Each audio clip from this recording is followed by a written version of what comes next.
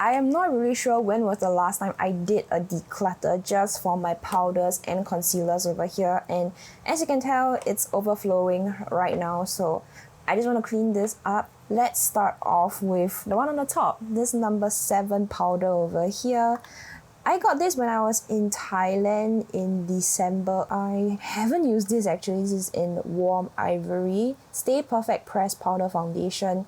I've been trying to get into pressed powders, but honestly, I'm not sure how I feel about it. I feel this is a little bit dark for my skin, or maybe I could get away with it.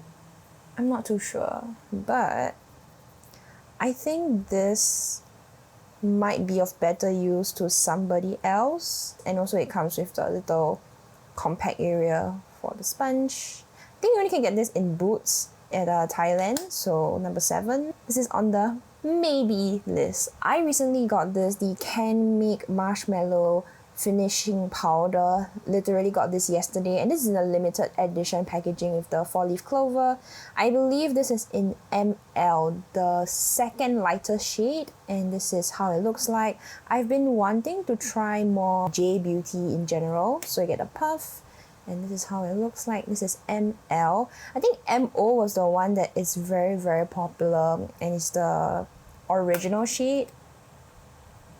Silky smooth, and I think it has a kind of like a brightening aspect a little. It has a kind of like a pink undertone as well. Since I got this yesterday, I just have been swatching it on my hand and just using the puff and dabbing it on. First impressions wise, silky smooth to the touch. I think this will look really nice on the skin. I'm curious, should I do a video on trying out some new makeup products? Let me know. And I did get these Oil Block Ultra Long Wear from 1028 in PR. I have been using the beige one over here. This is the one that was in my June's favorite. This is how it looks like. Over here, you can see very well loved. This is kind of nasty, sorry. But this is the beige color. I love using this on days where it's like the no makeup day. So normally what I'll do is I'll use a little bit of sunscreen, and I kind of want to powder down the shine. I'll add a layer of this powder on top. This is the transparent version, and I actually have the original blue color that is actually sitting on my work desk right now, and I just keep this on hand. And this apparently is a reformulated version. I don't know if I want to open this per se because the plastic is still on. I might want to give this to somebody to kind of let them try and experiment with it. The original formula, the baby blue color one, I keep it on my work desk because I think it's the perfect touch up when my face is getting too oily. For this, I will definitely keep, but if I have a friend who wants to have like a new powder or whatsoever to try out, maybe I will pass this on to them. And this over here is the purple powder. Now, colored powders are like super in right now. Purple powders, pink powders especially, very, very popular. And unfortunately for mine has kind of broke. I'm not really sure why. I think the formula is a little bit thin, and this is how it looks like. Basically what purple powder does is kind of give like an extra brightening effect to your skin, reduce the sallowness of yellowness in your skin. So this is how it looks like over here. I mean, if you compare, you can see how much brighter it looks. I mean, it's unfortunate that the powder kind of broke, but it's a little bit unfortunate, but still definitely usable. I don't have to throw this away, so I will keep this on hand because I believe this is the only purple powder that I have on me right now. Bare & Bliss, this is the Soul Matte Loose Powder. This is in medium mango sorbet number 2. I actually thought that this would be kind of lighter. I did not expect this powder to be so dark. Yeah, I think this is a little bit too dark for my skin. It's a loose powder. The puff is like this. I like the product itself, but I do think that this is too dark for me, and I would pass this on to one of my friends. I think she will enjoy it, and I think she would appreciate a loose setting powder because I think she has like oily skin, and since this is too dark for me, I did not reach for this, so I will definitely pass this along. We also have this from Skin Food, the Peach Cotton Multi-Finish Powder over here.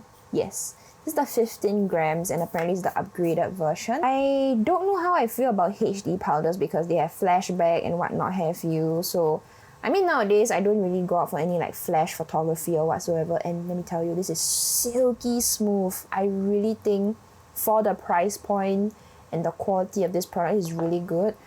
I don't really use this on my face. Honestly, I use this on my hair when it gets super oily from time to time, when maybe I'm in a pinch, I don't have any dry shampoo on me. I actually use this to kind of absorb the oil, and it does a super good job. My hair looks very refreshed. There's also a very light peach scent to it, so if you're sensitive to scents, maybe you want to stay away from it. It's like the 1 or 2 occasions that I use this on my face, I don't really smell anything. Definitely keeping, and for 15 grams worth of product, I think this can last you for a really, really long time. Maybelline Fit Me Press Powder. This is in 109 Ivory.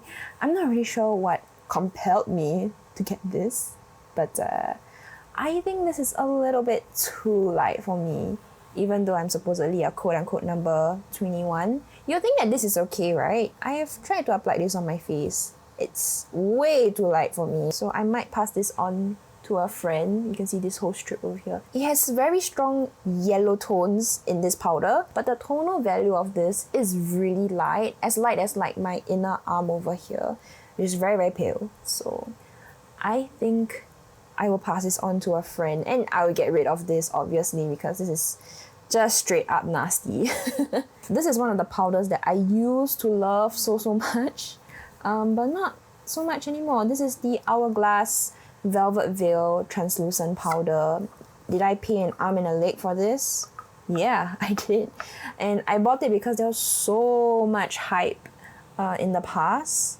It's very finely milled, and definitely the quality is like top-notch stuff. My skin was flawless, and I didn't really have much of like an oil issue, sweating issue back then. Like my skin was very balanced.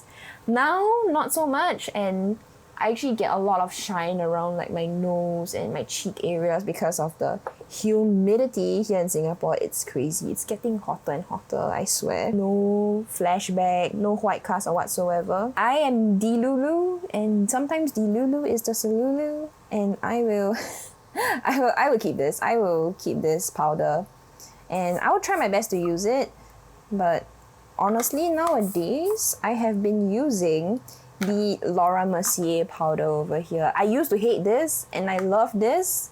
Now it's like a switch. It just mattifies my skin so well.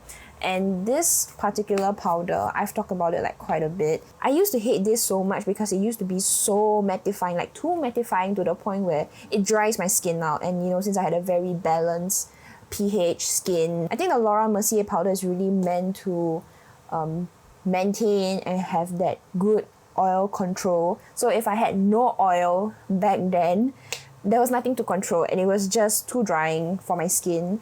Now, in Singapore's humidity, this is the perfect powder for me. And I see why this powder sells so well in Sephora Singapore. I do realize with time that this particular powder does have a little bit of a white cast, almost, because I realize whenever I use this, my foundation on top of this powder will look a little bit whiter. I think it just needs some marination on your skin, so I think it's fine, and I will definitely keep using this. This is a translucent one, by the way, but I still have so much product inside, and this is from like 2018, so yeah, I'm definitely keeping this. I'm keeping a lot of things. This is another powder that I've been loving, the Perfect Diary Weightless Soft Velvet Blurring Loose Powder. This is in number 3. I actually did do a review on this and comparing this to the Laura Mercier one. I think back then I actually preferred this because it wasn't as drying as compared to the Laura Mercier one, as I said earlier. But now, these two are like equal footing, and I love both of these. This is very finely milled, and I love the fact that this has like a mesh to actually, you know, kind of control the product a little bit, and a separate compartment here to, you know, make sure the puff and the powder doesn't, you know, mix with one another. I love that. This powder is so good. So what I've been doing recently is, after applying sunscreen and letting the sunscreen sit on my face for maybe about 5 minutes, I will actually apply a very thin layer of this powder. Somehow or other gives my skin that extra flawless look to it, and I think there's a bit of like a brightening aspect as well, a little bit. Like my face does look a little bit pale, ghostly. When it comes to powders that make my face look a little bit ghostly, I would say normally what I'll do is I'll add a little bit of bronzer. So that actually does a trick. Apparently this expires next year. You know what? I'm gonna pretend I don't see anything, so I'm just gonna go ahead and keep this powder still. We also have the Wardah Color Fit Mattifying Powder. Oh, I got this like last year in KL, and I don't think I've used it. Oh, this cotton puff, I have not used it, but it feels a little bit cheap. I'm not sure if you can hear it, like the rustling of the puff. Yeah, this feels a little bit cheap. This is in the shade number 23W Warm Ivory. I think this would work for someone with a deeper skin tone. This is a little bit too dark for me. I can see the color a little bit too dark. So I will pass this on to one of my deeper skin tone friends. And yeah, I hope they will enjoy it because yeah, I can see it's a little bit too dark for me. Does anyone remember this Becca press finishing powder? This is the Light Shifter Finishing Veil in number 2 Star Chalk. This is actually a little bit too dark for me. It's a finishing powder, but it's very orange. A lot of the Western brands, when it comes to their base makeup, like powders and foundations, they end up looking very, very orange. And I think this is actually one of the last collections that Becca did before they actually closed down, which is very unfortunate. I'm not sure if any of my friends would want to have this because it's seriously a little bit too orange for me and also a little bit too dark. I don't foresee myself using this powder, so I think this is the time where I might say goodbye to this. We have 2 Eclipse Blurring Powder Pack. I have one in number 21. This actually belonged to my late mom. She bought this based off my recommendation, and I also have number 23. I kind of broke the little plastic compact over here, so this is how 21 versus 23. 21 is like significantly lighter than 23. I still can get away with this, but this I think is a little bit dark for me. I've gone through, I think, 1 full compact of this. This is probably my second one. Either below 10 or because of inflation now it's like slightly above 10 if I am not wrong. I love it and I think I will still reach out for it. The finish it gives, silky soft skin. Yeah, I think 21 will be a better match for me now. Yeah, I got this in Korea, Too Cool for School Art Class by Rodin. This is the pressed powder. I did wear this when I was in Korea, so it wasn't super cold, but not say super hot. I felt that this was a little bit too drying over there. I think maybe it's the climate where it was dry and whatnot have you. But this was too drying there, but here in Singapore, the humidity and everything, it worked out pretty well. You can see from the swatch here, it actually does sink into the fine lines a little bit drying, obviously because it's a pressed powder, but I think this is great in Singapore's weather. It does give that very blurred look, and I do reach out for this pretty often if I am looking for a HD powder. In a pressed powder form for HD powder, this is just much easier to reach out compared to like a loose powder, so I'm definitely keeping this. I'm keeping a lot of things. And oldie but a goodie, the Maybelline Fit Me Loose Finishing Powder. This is in number 10 Fair Light. I got this back in 2017 if I'm not wrong. I know, super old, super nasty, but it's just so good. And I actually don't break out from this despite how old this powder is. They say it's a finishing powder, but honestly I've used this as a setting powder and it still works out pretty well. And of course there's some coverage to it because it's a little bit tinted, right? So number 10 works out for me actually. And I kind of want to get rid of this because look at this. The sticker here says it's manufactured in 2017. Yeah, it's about time for me to throw it away, but I'm so close to finishing this powder. Can you see? It's like right over here. I want to empty this powder and I can check it off like my bucket list, like, oh, I finished off the powder kind of thing. So I'm keeping it, but I definitely want to finish this because again, this powder is something I do use and reach out for on a regular basis. And because there's no flashback either whatsoever, it's a tinted powder, so it works out pretty well in my routine. I went to get lunch, I was getting a little bit hangry, now I'm feeling so much better. Let's go through the rest of the powder. We have the Velvet Veil Perfecting Powder over here. I have this in Fair Medium, number 2. This is one of my favorite powders ever, and this actually works out for me. It's pretty light as well, but powders nowadays are like pretty thin. But this is actually one of the thinner ones, slightly thicker and a little bit cushy compared to maybe the Perfect Diary is the thinnest one. But this is pretty thin, but just like slightly, just a little bit thicker, but very finely milled for sure. The thing about the Velvet Veil powder is that you can have it with the mirror like this, or if not, you can just twist off this part over here and you'll still get the powder in the mesh right over here. Really, really cool packaging. It's one of a kind. I've never seen any brand that does this before, so pretty cool. They do have a mini version of this. This is great for travel. It comes with a little puff like that. You can just press it on like this.